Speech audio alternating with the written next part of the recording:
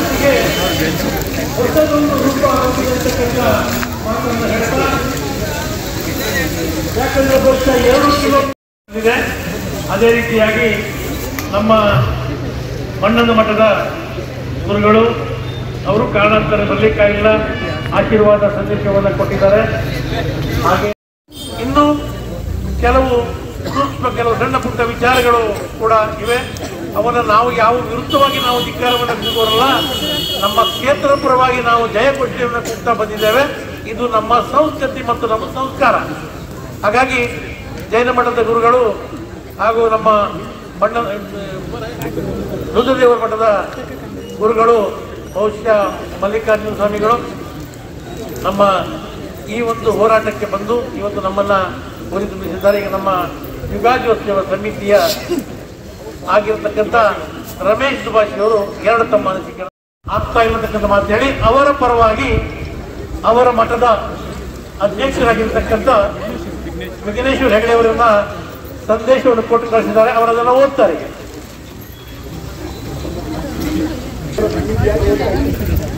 ಶ್ರೀಮದ್ ಜಗದ್ಗುರು ಶಂಕರಾಚಾರ್ಯ ಶ್ರೀಮದ್ ಗಂಗಾಧರೇಂದ್ರ ಸರಸ್ವತಿ ಮಹಾಸ್ವಾಮಿಯವರಿಂದ ನೀಡಲ್ಪಟ್ಟ ದೇವಸ್ಥಾನವು ಧಾರ್ಮಿಕ ಮತ್ತು ಆಧ್ಯಾತ್ಮಿಕ ಚಟುವಟಿಕೆಗಳಿಗೆ ಮೀಸಲಾಗಿರುವ ಸ್ಥಳ. ಹೆಗಡೆಯವರ ಹೆಸರಿಗೆ ಕಳಂಕ ಹಾಗೂ ಕೋಟ್ಯಾಂತರ ಭಕ್ತರ ಧಾರ್ಮಿಕ ಭಾವನೆಗೆ ಧಕ್ಕೆ ತರುವ ಷಡ್ಯಂತ್ರವನ್ನ ಯುಗಾದಿಯೋತ್ಸವ ಸಮಿತಿ ಶಿರಸಿ ಖಂಡಿಸುತ್ತದೆ. ದಿನ ಬೆಳಗಾದರೆ ಶ್ರೀ ಕ್ಷೇತ್ರದ ಬಗ್ಗೆ ಪೂಜ್ಯ ಧರ್ಮಾಧಿಕಾರಿಯವರ ಬಗ್ಗೆ ಕೀಳು ಮಟ್ಟದ ಅಪಪ್ರಚಾರ ಮಾಡುತ್ತಿದ್ದಾರೆ. ಮೇಲ್ನೋಟಕ್ಕೆ ಅವರೆಲ್ಲ ಸೌಜನ್ಯಗಳಿಗೆ ನ್ಯಾಯ ಒದಗಿಸುವ ಹೋರಾಟದ ಹೆಸರಿನಲ್ಲಿ ಕ್ಷೇತ್ರದ ಬಗ್ಗೆ ಅಪಪ್ರಚಾರ ಮಾಡುವುದು ಅವರ ಹಿಡನ್ ಅಜೆಂಡಾ. ನಾವಿಲ್ಲಿ ಖಂಡಿಸ್ತೀವಿ.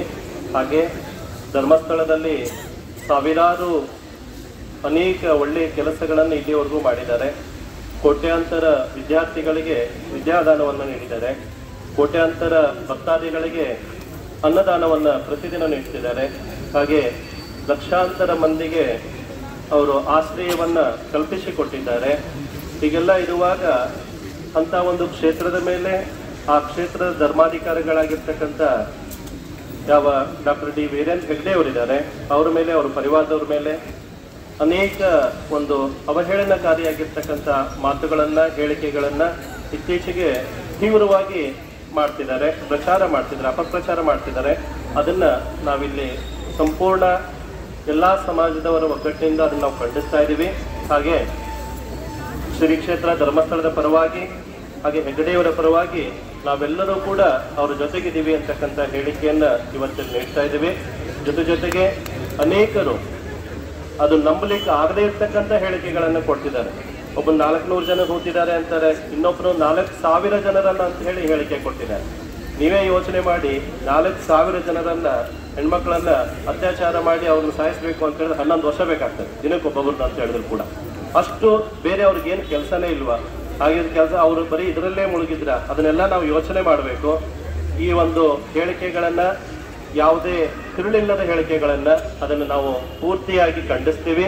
ಹಾಗೆ ಇನ್ನು ಮುಂದೆ ಯಾವುದೇ ಧರ್ಮಕ್ಷೇತ್ರಗಳ ಮೇಲೆ, ಧರ್ಮಾತ್ಮರ ಮೇಲೆ ಯಾರೇ ಕಿಡಿಗೇಡಿಗಳು ಹಾಗೆ ನಮ್ಮ ಧರ್ಮಸ್ಥಳದ ಮೇಲೆ ನಡೆಯುವಂಥ ಕೇವಲ ಒಂದು ಪ್ರಹಾರ, ಅಪಪ್ರಚಾರ ಅಲ್ಲ, ಅಷ್ಟೇ ಅಲ್ಲ, ಅಖಂಡ ಭಾರತದ ಹಿಂದೂ ಧರ್ಮದ ಮೇಲೆ, ಹಿಂದೂ ಧರ್ಮದ ಶ್ರದ್ಧಾ ಕೇಂದ್ರಗಳ ಮೇಲೆ, ಮಠಮಾನ್ಯಗಳ ಮೇಲೆ ವ್ಯವಸ್ಥಿತವಾಗಿ ನಡೆಯುತ್ತಿರುವಂಥ ಷಡ್ಯಂತ್ರ ಇದು.